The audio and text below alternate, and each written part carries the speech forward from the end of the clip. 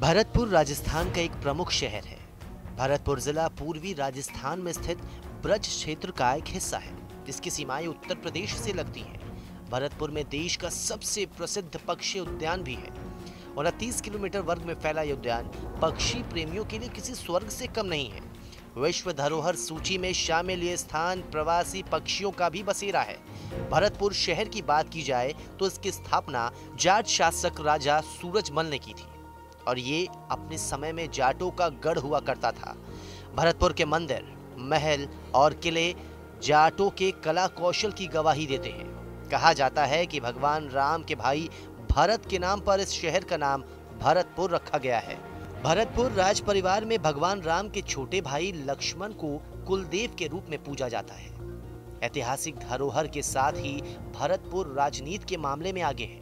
Bharatpur Lok Sabha seat पर 1957, 1962, 1971, 1980, 1984, 1998 और 2009 में कांग्रेस, वहीं 1977 और 1989 में जनता पार्टी, 1991, 1996, 1999, 2004 और 2014 में बीजेपी को जीत मिली।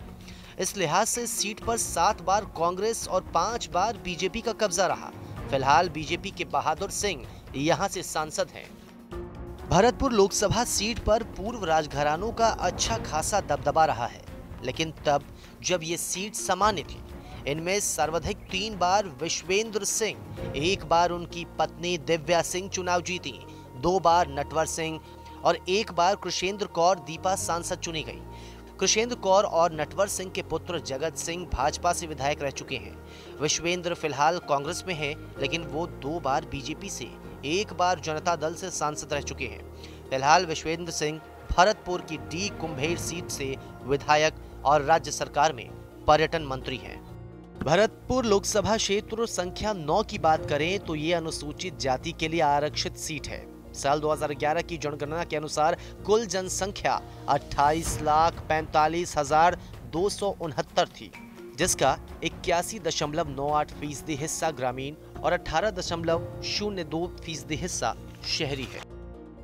साल 2014 के लोकसभा चुनाव के दौरान भरतपुर में मतदाताओं की संख्या 16,86,897 है, जिसमें 9,11,069 पुरुष हैं और 7,75,828 महिला मतदाता। भरतपुर सीमाएं उत्तर प्रदेश से लगती हैं, लिहाजा यहाँ के कुछ क्षेत्रों में यूपी के क्षेत्रीय दल, खासकर बहुजन समाज पार्टी का खासा प्रभाव है। भरतपुर लोकसभा क्षेत्र के अंतर्गत 7 विधानसभा सीटें आती हैं, जिनमें कामा, डी कुम्हेर, वैर, बयाना रूपवा सीट पर कांग्रेस, जबकि नगर और नदबई सीट पर बीएसपी का कब्जा है। लोकसभा के महापर्व की शुरुआत हो चुकी है। लगभग 1.5 महीने तक चलने वाले पर्व में 7 चरणों में जनता आहुति करेगी, जिनमें राजस्थान में चौथे और 5वें चरण की चुनाव तारीखों में भरतपुर में भी मतदान होगा। राजस्थान के बारे में कहा जाता है कि यहाँ विधानसभा चुनाव में चढ़ा सियासी पारा आम चुनाव तक बरकरार रहता है। जाहिर है, इन विधानसभा चुनाव के नतीजे और राज्य में बदले समीकरण का असर लोकसभा में भी पड़ेगा।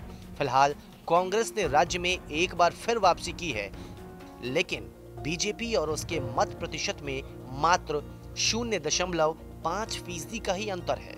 अब देखना यह होगा कि लोकसभा चुनाव में 0 पर सिमटी कांग्रेस और क्लीन स्वीप वाली बीजेपी के लिए भरतपुर किसको भारत की सत्ता दिलाता है। ब्यूरो रिपोर्ट, राजस्थान तक।